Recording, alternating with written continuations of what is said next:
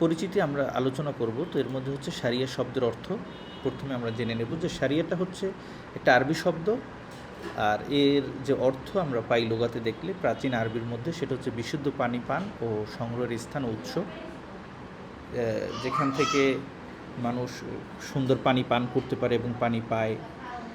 আর আরেকটা অর্থ হচ্ছে যে যেটা সহজেই পান করা যায় এরকমের পাত্র। এই দুইটা পাত্রকে বোঝাতো এই শারিয়া শব্দ দ্বারা।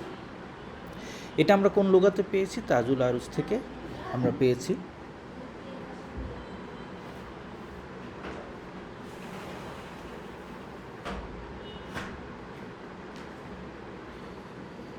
তো আপনারা যদি একটু ডিকশনারিটা দেখেন তাহলে এই শব্দের অর্থটা আপনারা বের করতে পারবেন, এবং অনেকগুলো শারিয়ার অর্থ আছে, সেখানে এই অর্থটাও দেওয়া আছে। আপনাদেরকে যদি আমি একটু দেখাই যে আমরা কীভাবে বের করি। হ্যাঁ, এই যে দেখেন, এই যে শারিয়া, এই যে শব্দটা, এই শব্দটা আমরা মনে করেন এখান থেকে কপি করলাম। কপি করে আমরা যে একটা অ্যাপস দেখিয়েছিলাম গতকালকে, তুরাস, হ্যাঁ, এই যে তুরাস, হ্যাঁ, সেই অ্যাপস, এখানে আমরা এই যে কুতুব সিলেক্ট করা আছে, এখানে গিয়ে যদি আমরা কিতাবের নামটা এখানে বসিয়ে দেই,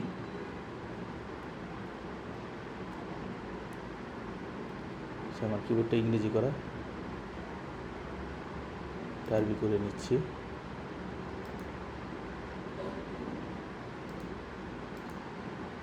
এখানে শারিয়া শব্দ দিয়ে সার্চ দিলেও সেটা হবে, শুধু শারিয়া শব্দ দিয়ে সার্চ দিলেও আসবে। তো আমাদের নির্দিষ্ট কিতাবটা সহজের জন্য ওই কিতাবের নামটা লিখে সার্চ দিলে আর একটু তাড়াতাড়ি আসতো। নামটা লিখে সার্চ দিয়ে আপনাদেরকে দেখাই যে কীভাবে একটা জিনিসকে একটু যাচাই বাছাই করে, সেটা একটু দেখে নেন, একটু সময় দিয়ে সহযোগিতা করুন।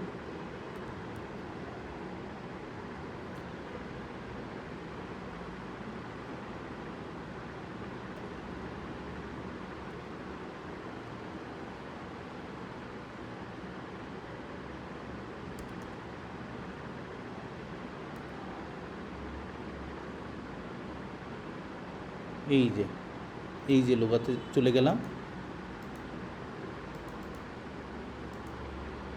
এই লুগাতে যাওয়ার পরে এরপরে আমরা এখানে সার্চ বাটনে গেলাম,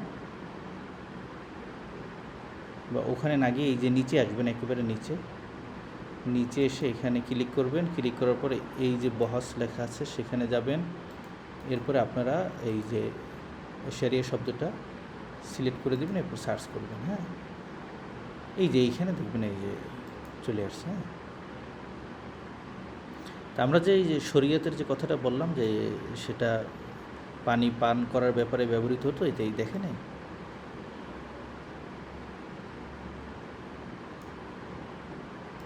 আপনারা দেখতে পাচ্ছেন। হ্যাঁ, এইভাবে প্রত্যেকটা জিনিস পড়ার সাথে সাথে আমরা যেহেতু ইফতা পড়তেছি, সার্চ করে দেখবো আসলে যেগুলো বলতেছি সেগুলো ওই কিতাবে আছে কি না। তো এই কিতাব আপনি কই পাবেন? এই কিতাব তো তাজুল আরুজ তো আপনার কাছে, আমার কাছে নাই। হ্যাঁ, অনেক কাছে জীবনে এটা খুলিও নাই। তো খোলার সহজ পদ্ধতি এখন দেখিয়ে দিলাম। যে যদি আপনার কাছে তুরাস অ্যাপসটা থাকে, তো তাহলে আপনি সহজেই সেখান থেকে এগুলো বের করে দেখতে পারবেন। এবার আসলে আমরা এটা দেখে নিলাম যে এটা কোন জায়গায় আছে, সেটাও দেখলাম। এবার আমরা আসলে আমাদের পড়ায় চলে আসি। হ্যাঁ,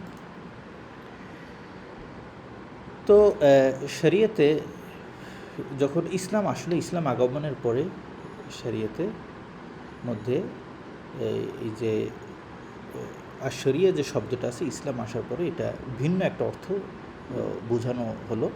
সেটা হচ্ছে যে আকিদা ও আমল যে আছে, এই বিষয়টা কি বোঝানোর জন্য শারিয়া শব্দটা ইসলাম আসার পরে ব্যবহৃত হয়েছে।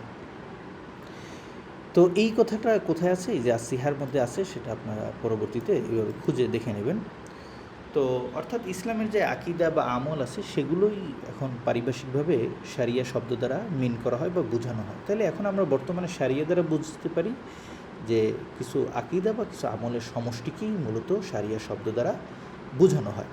এটা একটা বেসিক পড়া ছিল, আপনারা সকলেই জানেন। তো আমরা আরেকটু সামনে যাই।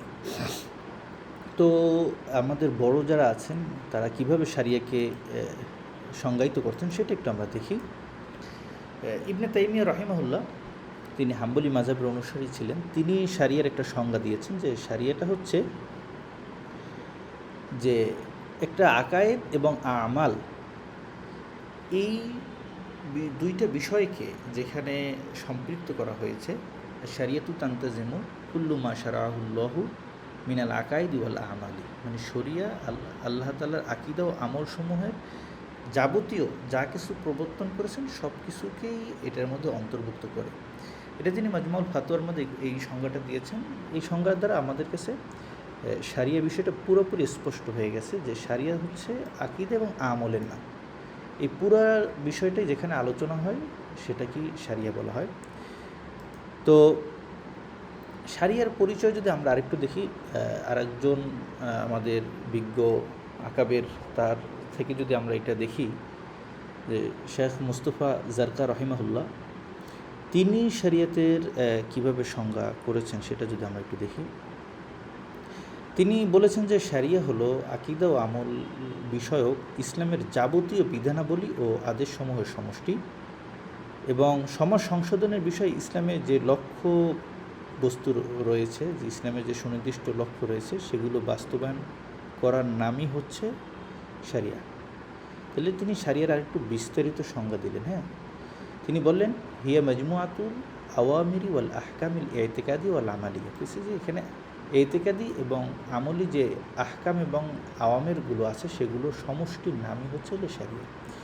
এবং তিনি এটাকে আরেকটু ব্যাখ্যা করতে গিয়ে বললেন যে ইউজিবুল ইসলাম ও তাতবিকুহা লিতাহকিকি আহদাফিহিল ইসলাহিয়া ফিল মুজতামা, মানে সমাজের মধ্যে এই যে সমাজ সংস্কারের ক্ষেত্রে আহদাফিল ইসলাহিয়া, যে সমাজ সংশোধন সমাজ সংস্কারের বিষয় ইসলামের যে আহদাফ, যে নির্দিষ্ট কিছু লক্ষ্যবস্তু রয়েছে সেগুলো বাস্তবায়ন করার সমষ্টির নামই হলো শারিয়া।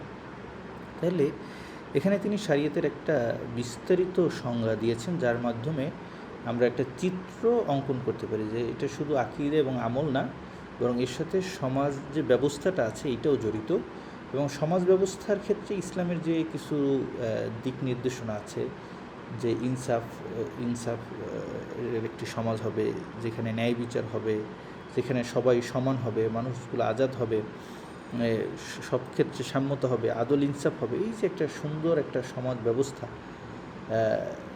ধনী গরিব কোনো ভেদাভেদ থাকবে না, কালো সাদা কোনো ভেদাভেদ থাকবে না, এই যে একটা ইসলাম যে একটা সুন্দর একটা আদর্শিক যে সমাজ ব্যবস্থা দেখায়, যেখানে নেশা মাদক এগুলো কিছু থাকবে না, এইরকমের একটা চিত্র বাস্তবায়ন করার নামই হচ্ছে শারিয়া। শারিয়াটা পুরোটাই বিষয়কে শামিল করে। হ্যাঁ, তো তার আরও অনেক আলোচনা আছে। আমরা শেষের দিকে মুস্তফা জারকা রহিমাহুল্লাহ এই বিষয়টা নিয়ে আরও একটু আমরা বিস্তারিত আলোচনা করব একেবারে শেষের দিকে। হ্যাঁ, তো এই ছিল দুইজন মনীষীর তারিফ দিয়ে আমরা শারিয়াটা বোঝার চেষ্টা করলাম, শারিয়ার শাব্দিক এবং পারিভাষিক অর্থ বুঝলাম। এবার একটু দেখি যে কোরআনের মধ্যে শারিয়া শব্দটা কীভাবে এসেছে। হ্যাঁ, তো এটা যদি আমরা দেখি কোরআনে এই শারিয়া শব্দটা ব্যবহৃত হয়েছে। আল্লাহ তাআলা কোরআনে ইরশাদ করেছেন বিসমিল্লাহির রহমানির রহিম, সুম্মা জাআলতুকা আলা শরিয়াতিন মিনাল আমরি ফাত্তিবাউহা। এটার অর্থ হচ্ছে, হে রাসূল, আমি আপনাকে দিনের এক বিশেষ শরীয়তের উপরে রেখেছি, সুতরাং আপনি তারই অনুসরণ করুন। এই যে আল্লাহ তাআলা এখানে শারিয়া শব্দ দ্বারা এখানে কোরআনের যে শারিয়া শব্দ যে উদ্দেশ্যে ব্যবহৃত হয়েছে সেটা যদি আমরা দেখি, তাহলে সেটার দ্বারা উদ্দেশ্য হচ্ছে এই আওয়ামের দ্বারা যে আওয়ামের অনুসরণ করার কথা বলা হয়েছে সেটা হচ্ছে আকীদা এবং আমাল। আকীদা এবং আমল এই দুইটা বিষয়কেই এই আওয়ামের শব্দটা মিন করে এবং বোঝায়, এবং ওই দুইটা বিষয়কেই আল্লাহ রসুলকে অনুসরণের জন্য বলা হয়েছে। আল্লাহ রসুলকে অনুসরণ করার দ্বারা সকল উম্মতকেই অনুসরণের জন্য বলা হয়েছে।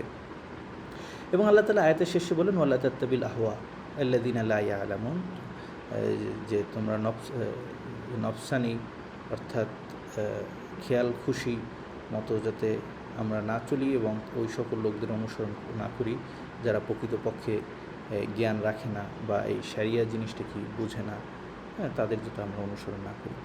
এই ছিল আমরা কোরআন এবং হাদিস থেকে, কোরআন থেকে এবং কিছু মনীষীদের তারিফ থেকে শরিয়তের পুরো বিষয়টা আমাদের চিত্রের মধ্যে, জেহেনের মধ্যে নিয়ে আসলাম। তো এতটুকু পর্যন্ত আমরা যে আলোচনা করলাম, এর মধ্যে কি আপনাদের কারো কোনো প্রশ্ন আছে বা কোনো অস্পষ্টতা আছে কিনা যদি একটু বলতেন, অন্যথায় আমরা সামনে যাব। বা আমার কথাটা এই পর্যন্ত শুনতে পেয়েছেন কিনা, লাইনটা ঠিক ছিল কিনা একটু জানাবেন, এরপর আমরা সামনে যাব। লাইন ঠিক ছিল, আলহামদুলিল্লাহ, সুন্দর আলোচনা হয়েছে, জাযাকাল্লাহ। জি। তো এই সব কিছু কিন্তু আমি আর সার্চ করে দেখালাম না, হ্যাঁ, যে শরিয়তে কোনটা কী আছে, এখানে এই যে হাওয়ালাগুলো দিয়ে দিয়েছি, আপনারা এখান থেকে নিজেরা দেখে নেবেন, কেমন। এবার আমরা একটু আসি যে শরিয়া তো বুঝলাম, শরিয়া কি, মানে পূর্ণ শরিয়তটা কি বোঝায় শরিয়ত দ্বারা। তো শরিয়া এবং ফিকহের মধ্যে কোনো পার্থক্য আছে কি না? শরিয়া এবং ফিক, আমরা যে ফিক পড়ি, ফিক আর শরিয়া কি দুইটা ভিন্ন জিনিস না এক জিনিস? এইটা একটু আমাদের জানা দরকার। তো আপনারা একটু বলেন তো যে ফিক আর শরিয়া এটা কি আপনাদের কি এক মনে হয় না ভিন্ন মনে হয়? হ্যাঁ, একটু উত্তর দেন তো, ভুল হলে সমস্যা নেই। শরিয়া এবং ফিক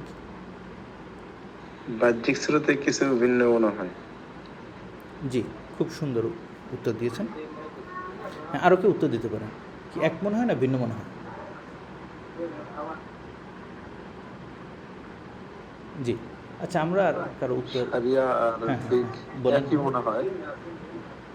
জি জি, কাছাকাছি মনে হয়। হ্যাঁ, আচ্ছা, আমরা একটু দেখি যে আসলে শরিয়া এবং ফিক এই দুটোর মধ্যে এই কিছু একটা পার্থক্য আছে, সেইটা কি, সেটা একটু আমরা আজকে আলোচনা করবো। হ্যাঁ, শরিয়া বলতে আমরা কী বুঝাই এবং ফিক বলতে কী বুঝাই, একটু আমরা সামনে আসি।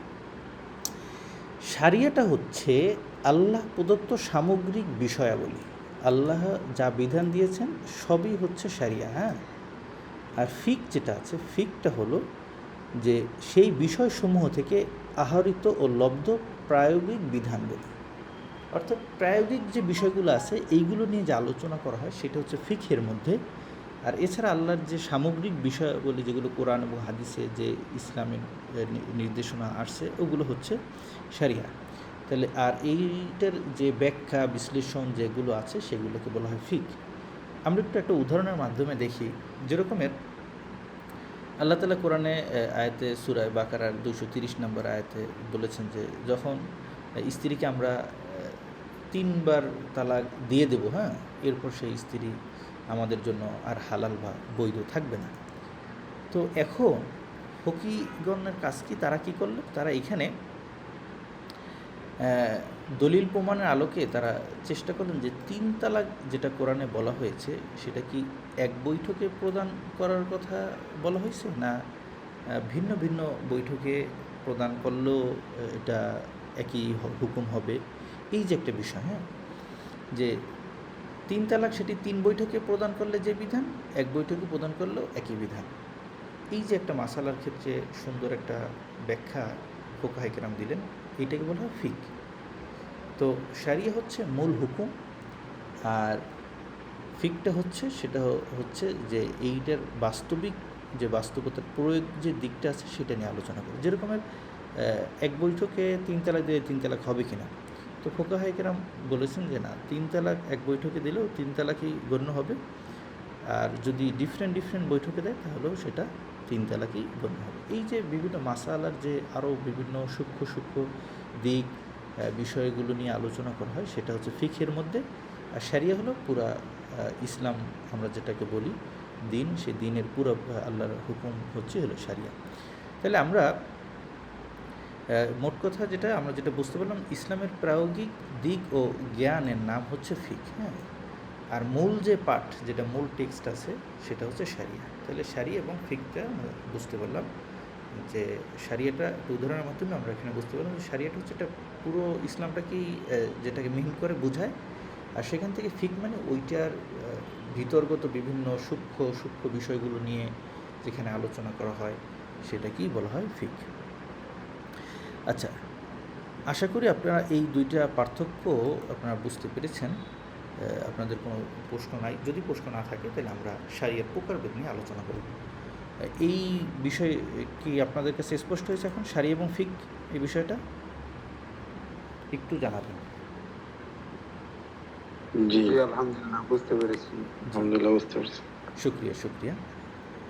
এইবার একটু যদি আমরা আলোচনা করি যে শরিয়া এবং ফিক তো বুঝলাম, তাহলে শরিয়া কত প্রকার। হ্যাঁ, শরিয়ার প্রকারভেদগুলো দেখি। তো শাইখ আহমদ জারকা রহিমাহুল্লাহ তিনি এটার একটা 3টা ভাগে ভাগ করেছেন যে শারিয়াটা এই পর্যন্ত যত নবীদেরকে আল্লাহ দিয়েছিলেন সবার শারিয়া তো একরকমের ছিল না, সেটা আমরাও জানি। তো তাদের মধ্যে ডিফারেন্ট ছিল। তো সেই পার্থক্যটা কি এবং পার্থক্যর জায়গাটা কোথায় সেটা নিয়ে তিনি আলোচনা করছেন। তো তিনি এটাকে মৌলিকভাবে 3টা ভাগে ভাগ করেছেন। যে শারিয়ার যদি আমরা পুরো বিষয়টা দেখি তাহলে 3টা ভাগে ভাগ করতে পারি। যে 1 নম্বরে আমরা যদি ভাগ করি যে একেবারে শুরুর জমানায় শারিয়াত শুরুর দিকটা এমন ছিল যেখানে শুধু চারিত্রিক বিষয়াবলী নিয়ে আল্লাহর হুকুম নাজিল হইতো। হ্যাঁ, চারিত্রিক বিষয় যাতে সুন্দর থাকে এই বিষয় নিয়ে বিধান, অন্য কোনো বিধান ছিল না। এটা হজরত ঈসা আলাইহিস সালামের জমানা পর্যন্ত এমন ছিল। হ্যাঁ, ওইখানে কোনো আইন কানুন ওই রকমের তেমন কিছু ছিল না, সহজ ছিল। একবারে আদম আলাইহিস সালাম থেকে শুরু করে ওই পর্যন্ত যে সময়টা, সেক্ষেত্রে কিছু আল্লাহর উপরে একত্ববাদের উপরে বিশ্বাস এবং সাথে কিছু মানুষের চারিত্রিক বিষয়ের উন্নয়ন, এতটুকুর মধ্যে শারিয়াতটা সীমাবদ্ধ ছিল।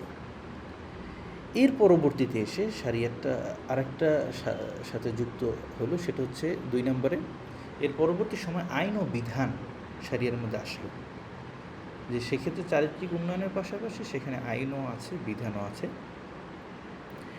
এটা হচ্ছে হজরত এই আইন ও বিধান যেটা ছিল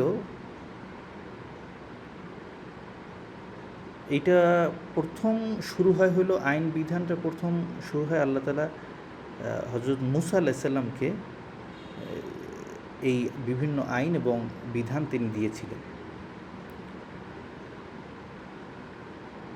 এটা তার যে জাতি তাদের মধ্যেই সীমাবদ্ধ ছিল।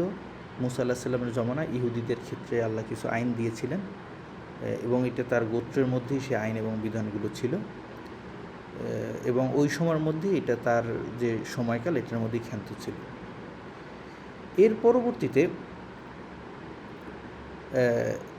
একবারে শেষে যে বিধানটা আমরা পার্থক্যটা দেখি শেষে হচ্ছে যে হজরত মুহাম্মদ সাল্লাল্লাহু আলাইহি সাল্লামের আমাদের শেষ নবীর যে বিধানটা আসছে তার কাছে, যে একেবারে বিস্তৃত, যেখানে আখলাকের বিষয়গুলো আছে, যেখানে আইনের বিষয়গুলো আছে, যেখানে শারিয়ার বিভিন্ন বিধানসমূহ আছে এবং সকল যুগ ও জাতির জন্য প্রযোজ্য এরকমের কিছু নীতি এবং নির্ধারণ করে দেওয়া হয়েছে এবং যেই নীতি এবং নির্ধারণের মাধ্যমে একেবারে কিয়ামত পর্যন্ত যত আইন কানুন তৈরি করতে হয় সব ওই বিধানেরগুলোকে সামনে রেখেই সবগুলো করা সম্ভব এবং ওগুলোর মাধ্যমেই সবগুলো তৈরি করতে হবে, এরকমের একটা বিস্তৃত ব্যাপক একটা জীবন বিধান আল্লাহ তাআলা দিলেন। তাহলে এইখানে আমরা যেটা পেলাম সেটা হচ্ছে এইখানে যে সিরিয়ালটা দেওয়া হয়েছে সেটা হচ্ছে ওই নবুয়তের ভিত্তিতে না, সেটা হচ্ছে শরিয়ার ভিত্তিতে। যে প্রথম একবার মুফরদ ছিল শুধু চারিত্রিক বিষয়, এরপরে মাঝখানে হজরত মুসা আলাইহিস সালামকে আল্লাহ কিছু বিধানও দিয়েছিলেন। আবার শেষ নবীর সময় এসে দেখা গেল যে তখন একবারে ব্যাপক বিস্তৃত একটি বিধান আল্লাহ তাআলা মানুষকে দান করলেন, যার মাধ্যমে কিয়ামত পর্যন্ত সকল আইন যেগুলো আছে সব ওই শরীয়তের আলোকেই আমাদের প্রণয়ন করতে হবে এবং সেভাবে আমাদের চলতে হবে। তাহলে আমরা মোটামুটি যেটা ভাগ পেলাম জারকা রাহিমাহুল্লাহর আলোচনা থেকে, যে মোটামুটি আমরা এটাকে 3টা ভাগে ভাগ করতে পারি। হ্যাঁ, এরপরে যদি আমরা একটু আলোচনায় আসি যে নবীদের শরীয়তের ভিন্নতা, যে নবীদের শরীয়তের মধ্যে কিছু কিছু বিষয় ছিল ভিন্ন, আবার কিছু কিছু বিষয় ছিল অভিন্ন। যেরকমের ভিন্ন যে বিষয়গুলো সেটা হচ্ছে যেরকমের দেখেন মুসা আলাইহিস সালামের শরীয়তে শনিবারকে বড় দিন বা সম্মান করার কথা বলা হয়েছিল, যেটা আমাদের শরীয়তে নাই। আমরা শনিবারকে বিশেষ দিন হিসেবে পালন করি না। তো এই যে একটু শরীয়তের মধ্যে ভিন্নতাও আছে, এক এক নবীর ক্ষেত্রে কিছু ভিন্নতা আছে। আবার কিন্তু আবার অভিন্নতাও আছে। যেরকমের আল্লাহ বলছেন যে কুতিবা আলাইকুমুস সিয়াম কামা কুতিবা আলাল্লাযিনা মিন ক্বাবলিকুম, যে সিয়ামের ব্যাপারটা আমাদের শরীয়তেও আছে এবং পূর্ববর্তীদের মধ্যেও ছিল। এরকমের অনেক বিষয়, তাওহীদের যে বিষয়গুলো, এগুলো সব নবীদের ক্ষেত্রেই অভিন্ন ছিল। তো এই নবীদের ক্ষেত্রে যে শরীয়তগুলো আসছে সেটা হচ্ছে কিছু কিছু জায়গায় ভিন্ন ছিল এবং কিছু কিছু জায়গায় আবার এটার অভিন্নও ছিল। তাহলে আমরা বুঝতে পারলাম যে নবীদের কাছে যে শরীয়তটা আসছিল সেটা সব নবীর ক্ষেত্রে এক না। হ্যাঁ, তো এখন যে বিষয়টা আমাদের জানা দরকার সেটা হচ্ছে শরীয়ত এবং আইন, এইটা একটু বোঝা দরকার। এই দুইটার মধ্যে কি পার্থক্য? নবীদের বিষয়টা তো বুঝলাম, এরপরে এখন ভিন্ন অভিন্ন জায়গাটাও বুঝলাম। এখন আমাদের যেটা বোঝা দরকার সেটা হচ্ছে শরীয়ত এবং আইন। আমাদের যে প্রচলিত আইন আছে এইটা আর শারিয়া, এটা কি দুইটা কি এক জিনিস কিনা? তো সহজে যদি আপনাদেরকে বলি যে শরীয়ত এবং আইন দুইটা এক কিনা, এটা আপনারা শুরুর প্রশ্নটা দিয়ে বুঝতে পেরেছেন যে শরীয়ত এবং ফিক যেরকমের ডিফারেন্ট কিছু বিষয়, দুইটা ভিন্ন জিনিস। আর শরীয়ত এবং আইন এই দুইটাও ভিন্ন জিনিস। শরীয়ত দ্বারা তো পুরো ইসলামকেই বোঝানো হয়, আর আইন যেটা আছে, আইন বা ল, এটা দ্বারা কিছু বা শাস্তি বা এই ধরনের বিষয়কে বোঝানো হয়। কিন্তু বর্তমানে যে আইন বা ল বোঝানো হয় সেটা একটা, যদি আমরা পাশ্চাত্য যে আদর্শ আছে সেই আদর্শের অনুসারী যে জীবন ব্যবস্থা আছে সেটা দ্বারাই সেটাকে বর্তমানে ল বা আইন বলা হয়। বর্তমানে যে ল বা আইন যেটাকে বলা হয় সাধারণ অর্থে যে ব্রিটিশদের রচিত যে আইন রয়েছে এবং আরও বিভিন্ন যে আইন পশ্চিমাদের রয়েছে সেটাকেই মূলত বোঝানো হয়। তো এখানে যদি আইনের সাথে যদি আমরা শারিয়া শব্দকে মিলে যে শারিয়া আইন, তখন শারিয়া আইন বললে তখন বোঝা যাবে যে এইটা অন্য অন্য যে আইন আছে, অর্থাৎ প্রাচ্যবিদদের বা পাশ্চাত্য যারা আছে তাদের যে আইন আছে ওই আইন থেকে ডিফারেন্ট যে আইনটা আছে শারিয়া আইন সেটা। তো শারিয়া কোনো একটা আইন বোঝানোর জন্য শারিয়া শব্দটা আমাদের ব্যবহার করতে হবে, বলতে হবে শারিয়া আইন। আর শারিয়া আইন ছাড়া যে সাধারণভাবে যদি আমরা আইন বলি তাহলে সেক্ষেত্রে বোঝাবে হলো যে বর্তমানে যে প্রচলিত যে আইনি ব্যবস্থা আছে সেইটা। তাহলে আমরা এই দুটোর মধ্যে পার্থক্য বুঝলাম এবং এখানে নীতিগত দিকেও পার্থক্য আছে। যেরকমের প্রচলিত আইনে সব বিষয় নিয়ে আলোচনা করে না। হ্যাঁ, যেরকমের মানুষের জীবন কেমন হবে এই বিষয়গুলো নিয়ে আইনের মধ্যে, লয়ের মধ্যে কোনো আলোচনা নাই।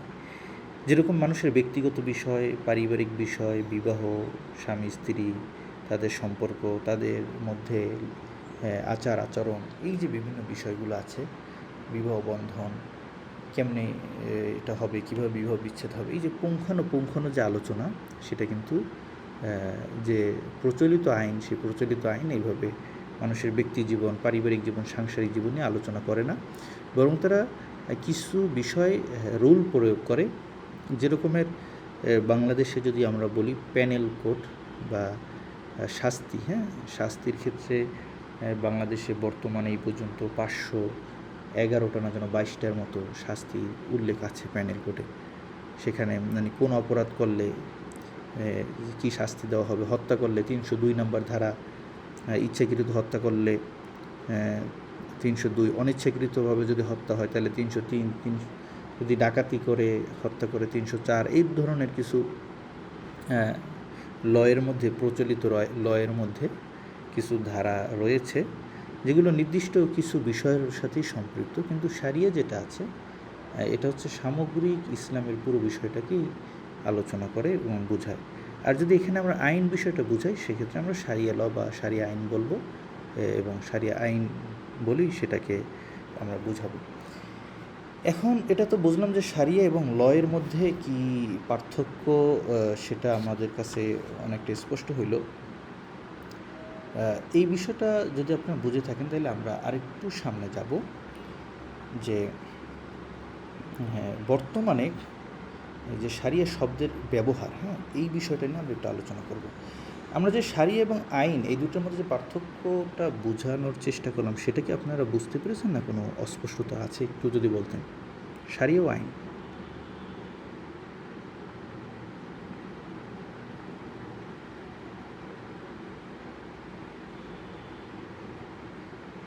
যে একটু যদি বলতেন যে আপনাদের এই বিষয়টা বুঝতে পেরেছেন না, শারিয়া এবং আইন বা ল এই দুইটা এক জিনিস না, দুইটা ভিন্ন জিনিস, এবং দুইটার মধ্যে পার্থক্য আছে। জি আলহামদুলিল্লাহ বুঝতে পারছি। জি জি, শুক্রিয়া। তো এখন আমরা যদি একটু বলি যে শারিয়া শব্দের বর্তমান ব্যবহারটা, হ্যাঁ, বর্তমানে শারিয়া শব্দ দ্বারা আসলে কি বোঝায়, এটা একটু যদি আমরা বলি যে বর্তমানে শারিয়া শব্দটা ফিক শব্দের সমর্থক হয়ে গেছে। ফিক আমরা বলতে যেটা বোঝাই, বর্তমানে এখন শারিয়াটা ওই ধরনের একটা শব্দকে মিন করে, মানে কাছাকাছি। ফিক আর শারিয়া একই জিনিস, এই ধরনেরভাবে এখন বর্তমানে ব্যবহৃত হয়। এর একটা প্রমাণ আপনাদেরকে আমি দিই, যে মিশরে যারা লেখাপড়া করতে যায় ওনাদেরকে যদি জিজ্ঞেস করেন ভাই আপনি কী নিয়ে পড়াশোনা করেন, তো তারা বলবে কুল্লিয়াতু শারিয়া, আমরা কুল্লিয়াতু শারিয়া নিয়ে পড়ি, বা ফ্যাকাল্টি অফ শারিয়া, শারিয়া বিভাগে লেখাপড়া করি। তো এই যে তারা বলে ফ্যাকাল্টি অফ শারিয়া, তো এখানে যে তারা যে শারিয়া শব্দটা ব্যবহার করলো, এর দ্বারা কী বোঝানোর চেষ্টা করলো? তো এর দ্বারা কী বোঝানোর চেষ্টা করলো, সেটা যদি আমরা ওই ফ্যাকাল্টিতে কী কী পড়ানো হয় সেটা যদি দিকে তাকাই, তাহলে বুঝতে পারবো। সেটা হচ্ছে কুল্লিয়াতু শারিয়ার মধ্যে মূলত পড়ানো হয় উসুলুল ফিক এবং ফিক, এই দুইটা বিষয় পড়ানো হয়, উসুলুল ফিক এবং ফিক। তো এখানে দেখেন তারা শারিয়া শব্দটাকে ফিক হিসাবে ব্যবহার করেছে, ফ্যাকাল্টি অফ শারিয়া ফিক অনুষদ, মানে এখানে শুধু ফিক নিয়েই আলোচনা করা হবে। এখানে অন্য যে আরেকটা বিষয়, শারিয়ার আরেকটা বড় বিষয় ছিল আকিদা, সে আকিদা বিষয় নিয়ে এখানে আলোচনা করবে না। তাহলে আপনারা বুঝতে পেরেছেন যে বর্তমানে শারিয়া শব্দটা যে সেটা ফিকের অর্থে ব্যবহৃত হয়। এবং এই মিশরে যখন এই ফ্যাকাল্টি অফ শারিয়া নামে প্রথমে চালু হলো, এরপর পরেই তাদের অনুসরণ করে পুরো আরব বিশ্বে সব ইউনিভার্সিটিতে এই ফ্যাকাল্টি অফ শারিয়া চালু করলো। প্রথমে মিশর থেকে শুরু হয় এবং পরবর্তীতে সমস্ত ইউনিভার্সিটিতে এটা ছড়িয়ে যায়। আমাদের বাংলাদেশে এই সিস্টেমটা নাই, তো এই জন্য আমরা অনেকে আবার একটু বুঝি না যে কুল্লিয়াতু শারিয়া কী, সেখানে কী পড়া হয়। আচ্ছা, তাহলে যে শারিয়াতের যে আরেকটা অংশ ছিল আকিদা, আকিদা নিয়েও তো শারিয়াতের মধ্যে আলোচনা হয়, সেইটা কি? তো এইটাকে আমরা বোঝায় উসুলুদ্দিন, উসুলুদ্দিন বলে তারা বোঝায় আকিদার বিষয়গুলোকে, উসুলুদ্দিন। তাহলে আমরা বুঝতে পারলাম যে শারিয়ার যে আরেকটা বিষয় ছিল আকিদা, সেটাকে এখন আমরা বুঝবো উসুলুদ্দিন বললে, হ্যাঁ। এবং এটা মিশরেও এটার জন্য আলাদা একটা তারা ডিপার্টমেন্ট খোলে, সেটা হচ্ছে দাওয়া উসুলুদ্দিন বিভাগ, দাওয়া ও উসুলুদ্দিন। তো দাওয়া উসুলুদ্দিন এটা খোলার পরে এখন সারা বিশ্বে এটা ছড়িয়ে পড়ছে, বিভিন্ন দেশে দেখবেন দাওয়া উসুলুদ্দিন নামে বিভিন্ন ফ্যাকাল্টি চালু হয়েছে। সেখানে ফিকের কোনো বিষয় পড়ানো হয় না, বরং আকিদার বিষয় নিয়ে এগুলো পড়ানো হয়। তাইলে আমরা ব্যবহারিক দিকটাও দেখতে পেলাম যে শারিয়া শব্দটা বর্তমানে এটা কীভাবে ব্যবহৃত হচ্ছে। তো এই পর্যন্ত আমরা যা আলোচনা করলাম যে বর্তমান প্রায়োগিক দিক, এই পর্যন্ত আপনাদের আশা করি কোনো প্রশ্ন নাই, বা আপনারা বিষয়টা বুঝতে পেরেছেন। এবার যদি আমরা এই আরেকটু সামনে আলোচনা করি, সেটা আমাদের আজকের আলোচনারই একটা পার্ট। আমরা আলোচনার শুরুতে বলছিলাম, শেষে জারকা রহিমাহুল্লাহর সমাজ সংশোধনের যে একটা বিষয় তিনি তার তারিফের মধ্যে নিয়ে আসছিলেন, এই বিষয়টা নিয়ে আমরা একটু আলোচনা করবো আর কি বলেছিলাম, সেটা নিয়ে এখন আলোচনা করছি। সেটা হচ্ছে যে তিনি যে বলেছিলেন যে সমাজ সংশোধনের ক্ষেত্রে ইসলামের যে একটা আহদাফ রয়েছে সেটা বাস্তবায়ন করার নাম শরিয়া। তো এইটা তাদের কী উদ্দেশ্য? তো তিনি এখানে 3টা কাজের কথা বলেছেন, যাদের উদ্দেশ্য হচ্ছে 3টা কাজ। 1 নম্বর হচ্ছে যে মানুষের বিবেক ও বুদ্ধিকে সকল ভ্রান্ত ধারণা ও বিশ্বাস থেকে মুক্ত করে এক আল্লাহর প্রতি বিশ্বাস স্থাপন করা, অর্থাৎ সোজা কথা তাওহীদ। তাওহীদটা হচ্ছে সমাজের মাঝে স্থাপন করা বা মানুষের মাঝে তাওহীদের দাওয়াত ছড়িয়ে দেওয়া, এইটাই হচ্ছে শরিয়া বা আকীদার একটা অংশ। এরপর আমরা আসি 2 নম্বরে, যে মানুষকে তার প্রবৃত্তির দাসত্ব থেকে মুক্ত করে আল্লাহর আনুগত্যে নিয়ে আসা। অর্থাৎ মানুষ যাতে মুসলমান, কিন্তু সে যাতে মন মতো না চলে, সে যাতে আল্লাহর বিধান অনুযায়ী সে যেন জীবনযাপন করে, এই বিষয়টা, এইটাকে যদি আমরা বলি সেটা হচ্ছে তাসাউফ, ইলমুত তাসাউফ। হ্যাঁ, আর একটা হচ্ছে 3 নম্বর হচ্ছে সামগ্রিক আইন ও বিধান প্রদান, অর্থাৎ যার মাধ্যমে সামগ্রিকভাবে সমাজে ইনসাফ ও আমান নিরাপত্তা প্রতিষ্ঠিত হবে। এটি ইসলামের সামাজিক ও রাষ্ট্রীয় আইন কাঠামোর একটি অংশ।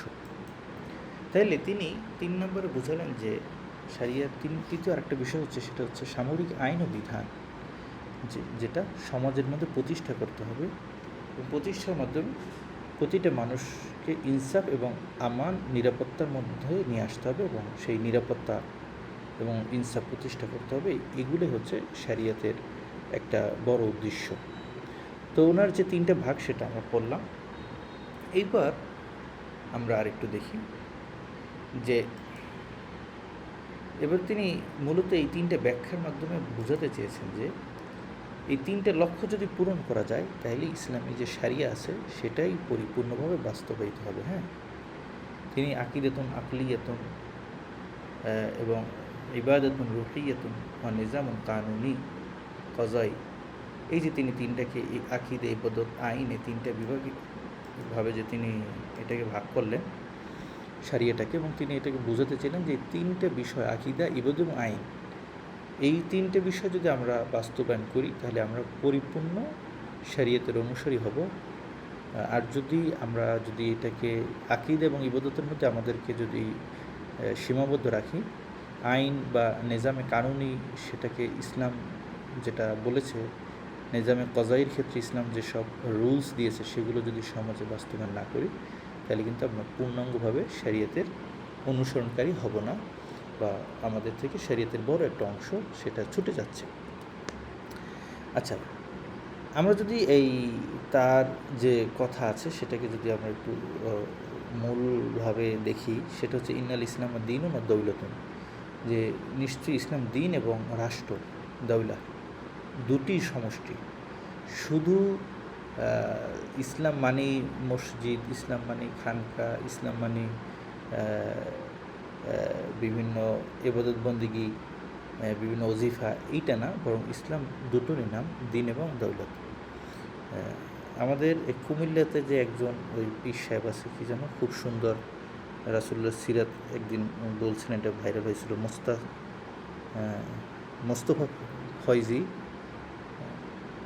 মোস্তাক ফয়জি, উনি তো একজন পীর। উনি একদিন আলোচনার মধ্যে বলতেছিলেন, আমার হঠাৎ করে একটা আলোচনার সামনে আসে, উনি বললেন যে আল্লাহ রসুল, সাহাবাই কেরাম, তারা কত কষ্ট করছে, জিহাদ করছে, কাফেরদের জন্য মাঠে নামছে, ইসলাম প্রতিষ্ঠার জন্য কত কষ্ট করছে, আর আমাদের বাংলাদেশে পীরদের নামে একটা মামলা নাই।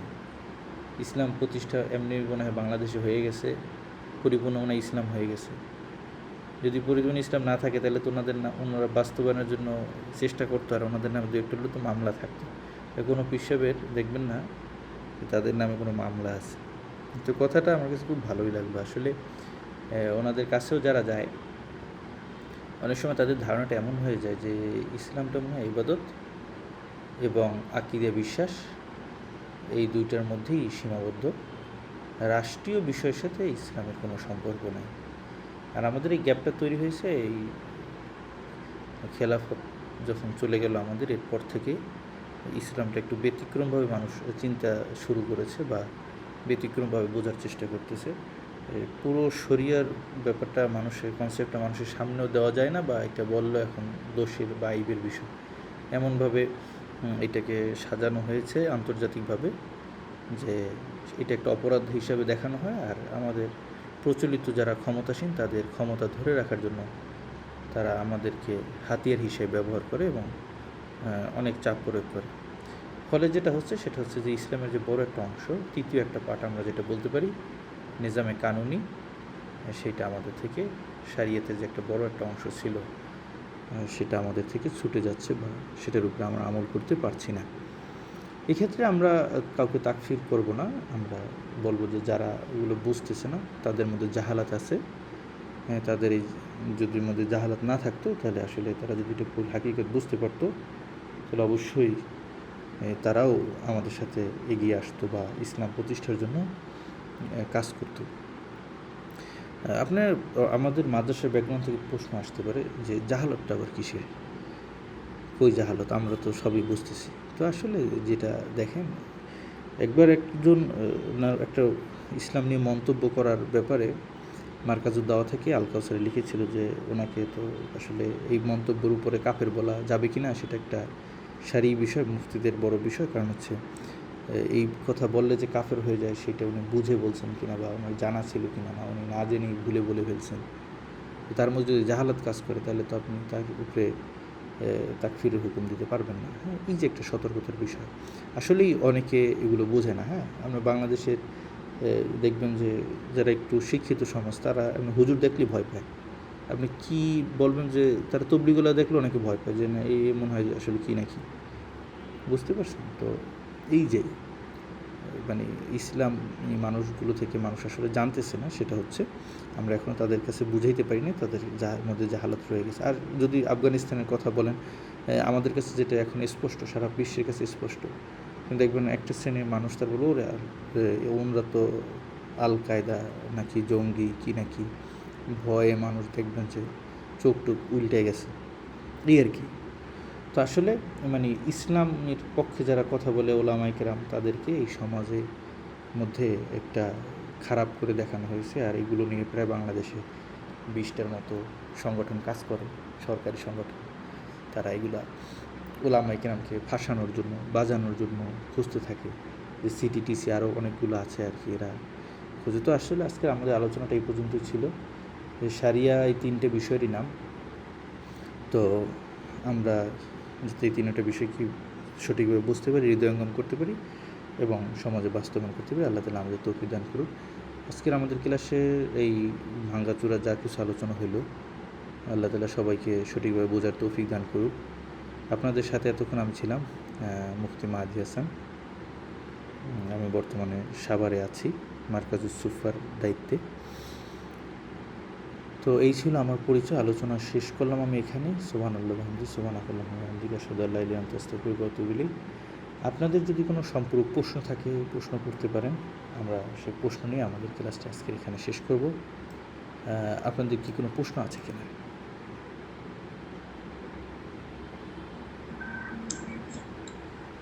আসসালামু আলাইকুম।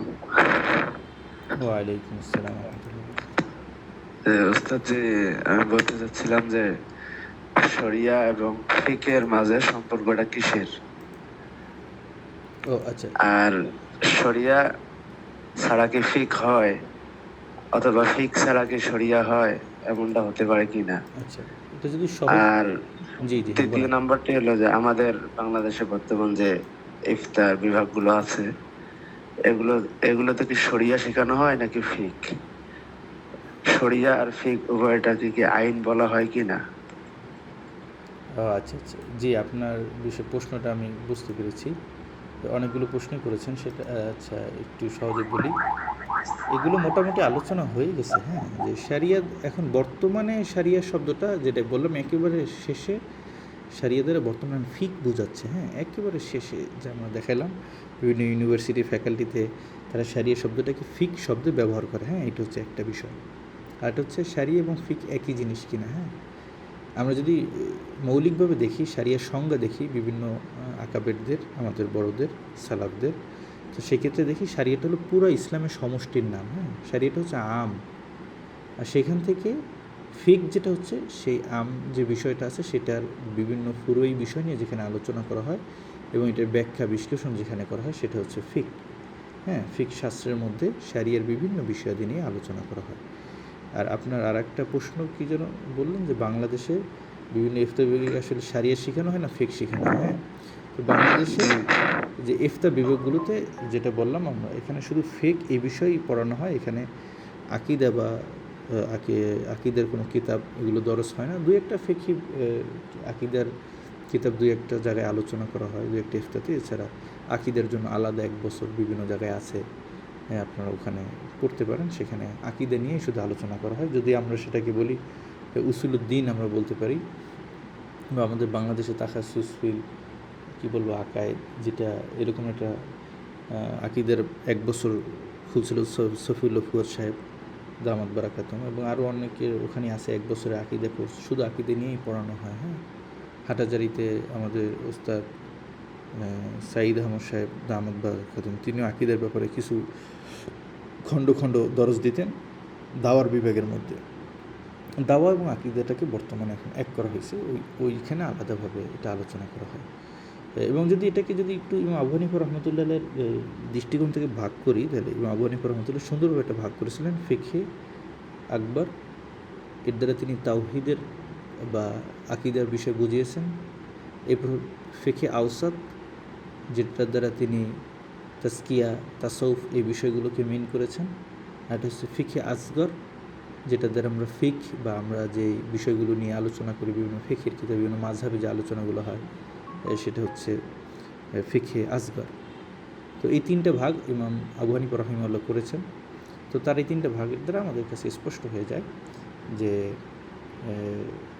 আকিদা সেটা হচ্ছে ফিকহে আকবর, আর তাসাউফ সেটা হচ্ছে ফিকহে আওসাত, আর আমরা যে ক্লাসিক্যাল ফিক যেটা চর্চা করি সেটা হচ্ছে ফিকহে আসগর। তো আশা করি বিষয়টি বুঝতে পেরেছেন। আর কারো কোনো প্রশ্ন আছে কিনা?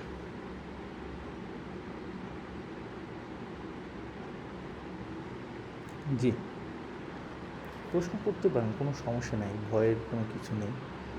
আমরা জানলে উত্তর দেওয়ার চেষ্টা করবো, আর না জানলে পরবর্তীতে আপনাদেরকে জানাবো।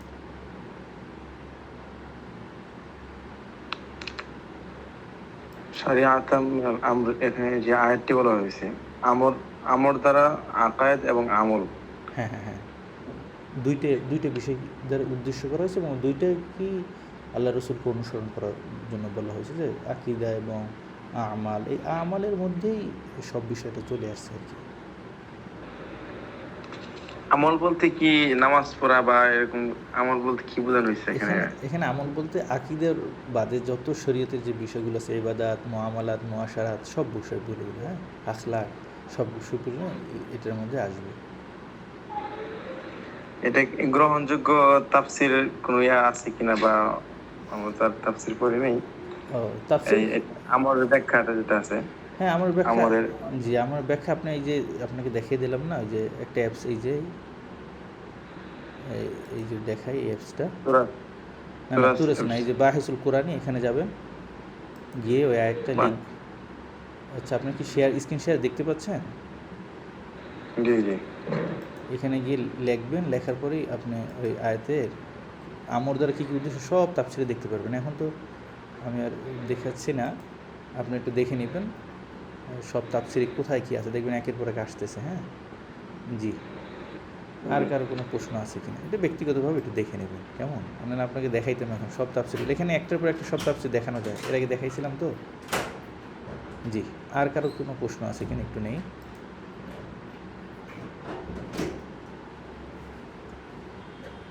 জি, অ্যাপসটা একটু আবার দেখে নিতে পারেন যারা খেয়াল করতে পারেন। এই যে দেখেন বাহিসুল কোরআন, একটু লিখে নেন আল বাহিসুল কোরআনি, এটা হচ্ছে আল বাহিসুল হাদিসি, এটা হচ্ছে তুরাস।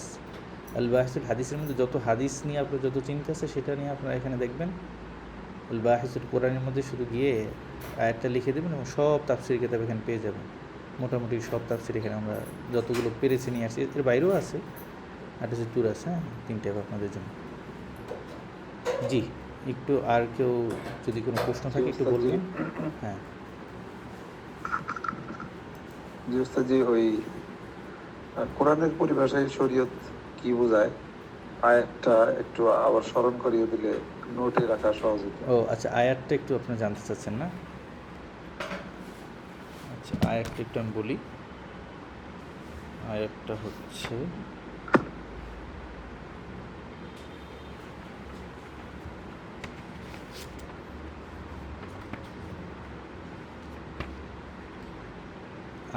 হচ্ছে সূরা জাসিয়ার 18 নম্বর আয়াত, সুম্মা জাআলনাকা আলা শারিআতিন মিনাল আমরি, হ্যাঁ, ফাত্তিবাউহা ফাত্তাবি'হা, আমি যদি একটু বের করি, দাঁড়া, দেখতে চেয়েছেন যেহেতু একটু বের করে বাসুল কোরআন থেকে। এখানে গেলাম, গিয়ে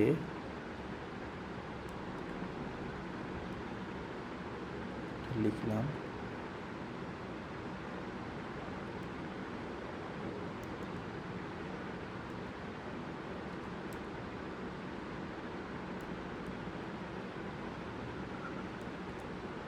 জি, দেখছেন আয়াতটা চলে এসেছে। আয়াতের মধ্যে এমন একটা শব্দ দিয়ে সার্চ দেবেন যে শব্দটা অন্য কোনো আয়াতে নাই, কেমন, তাহলে পেয়ে যাবেন। হ্যাঁ, আমরা আয়াতটা পেয়ে গেলাম।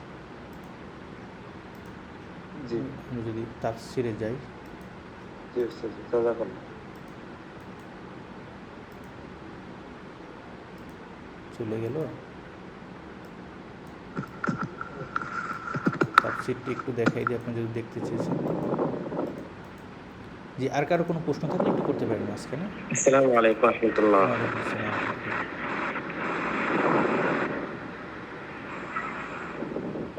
জি, কোনো প্রশ্ন করবেন কি, একটু করেন, আমরা দেখি। জি উস্তাদ জি, জানতে চাচ্ছিলাম অ্যাপসগুলো কি প্লে স্টোরে পাওয়া যাবে কিনা? হ্যাঁ, তুরাস অ্যাপটা আপনার গুগলে পাবেন, ক্রোম ব্রাউজারে, আর বাকি যে অ্যাপসগুলো আছে ওগুলো প্লে স্টোরে পেয়ে যাবেন। শুকরান জাযাকাল্লাহ।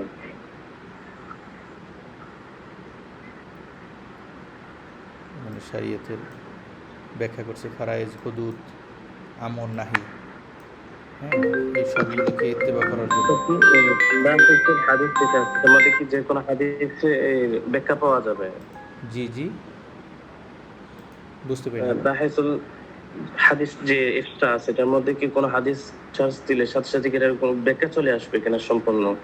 ব্যাখ্যা না, ব্যাখ্যা না, হাদিসটা কোন কিতাবে আছে এবং এটা হুকুম কি, এটা আসবে। হ্যাঁ, ও আচ্ছা, জি বুঝতে পারছি। এই ইবনে কাসির একটু দেখি এখানে।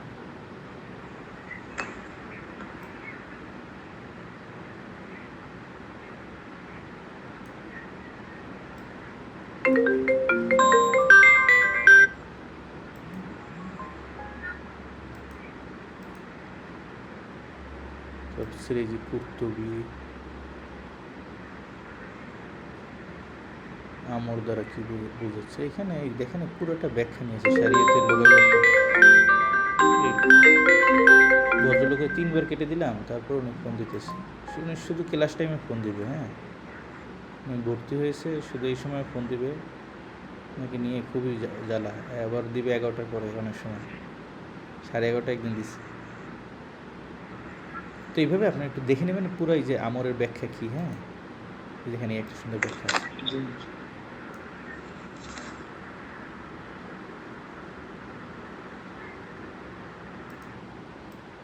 ইবনে আব্বাস রাদিয়াল্লাহু তাআলা আনহু একটা ব্যাখ্যা আছে,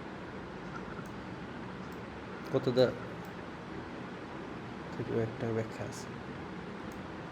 সবার মোটামুটি বিষয়টা একটাই। হ্যাঁ, আমাদের উদ্দেশ্য আরে আল্লাহ, যে হুদুদ, ফারায়েজ, হ্যাঁ, আমর, নাহি, এই বিভিন্ন এই বিষয়গুলো। আরও আপনার দেখলে এখানে আমরের দ্বারা আরও কোনো একটা তাফসীরে দেখবেন হয়তো বা একেবারে বিস্তারিত নিয়ে আসছে। তো তাহলে আমরা এখানে এই আমর দ্বারা উদ্দেশ্য, এখানে বলছে দিন, পুরো দিনটাই উদ্দেশ্য নিচ্ছে তাফসীরে বাগাবীর মধ্যে। তবে আপনার দেখবেন, দেখে জুমার আলোচনা করতে পারবেন। একটা তাফসীরে এত কিতাবের নাম বললে মুসল্লিরা পাগল হয়ে যাবে, বলবে যে এত তাফসীর হুজুর কেমনে দেখলি। হ্যাঁ, আপনার তো দেখতে সময় লাগে না। তো ঠিক আছে, আমরা এখানেই শেষ করছি। আপনাদের যদি আর কোনো প্রশ্ন না থাকে, আমাদের একটু সময় মানে বেশি হয়ে গেছে, অনেকের কষ্ট হচ্ছে। জি, সুবহানাল্লাহ ওয়া বিহামদিহি, সুবহানাল্লাহি ওয়া বিহামদিহি, আশহাদু আল্লা ইলাহা ইল্লা আনতা, আস্তাগফিরুকা ওয়া আতুবু ইলাইক।